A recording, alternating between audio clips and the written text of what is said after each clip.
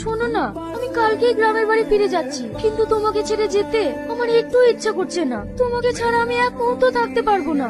দূর পাগলি, তুমি কি সারা জীবনের জন্য চলে যাচ্ছ? তুমি বাড়ি গিয়ে আমার শ্বশুর মশাইকে আমাদের ভালোবাসা কথাটা বলবে। না গো, তুমি যতটা সহজ ভাবছো ততটা সহজ না। আমার আব্বা এইভাবে কোনোদিনই বিয়ে দেবে না। কেন দেবে না? যখন শুনবে জামাই ফুটবলে ন্যাশনাল টিমের প্লেয়ার, তখন মেয়েকে নিয়ে ছুটে চলে আসবে। যদি আব্বা রাজি না হয় তাহলে অন্য কাউকে বিয়ে করে ফেলবো। তুমি আমাকে রেখে অন্য কাউকে বিয়ে করবে? বলো। লাগছে তো। তুই না এই ছেলেটা কে? আমি ওকে চিনি না। তাহলে একে মারছিলি কেন? আমাকে বারবার ডিস্টার্ব করছিল। এইসব তুমি কি বলছো? তুমি আমাদের 2 বছরের সম্পর্ক অস্বীকার করছো। আরে কে যার জন্য তুমি মিথ্যে কথা বলছো? এই কি বললো শুনতে পেলি না? শালা মেয়ে দেখলে পিছনে লাগতে ইচ্ছে করে না। শোন, এরপরে যদি তুই না পেছনে লাগিস না, শালা ঠ্যাং কেটে হাতে ধরিয়ে দেবো। চল। তুই মেয়েদের নতুন চিনছিস? শালারা তো মুখ সাপ।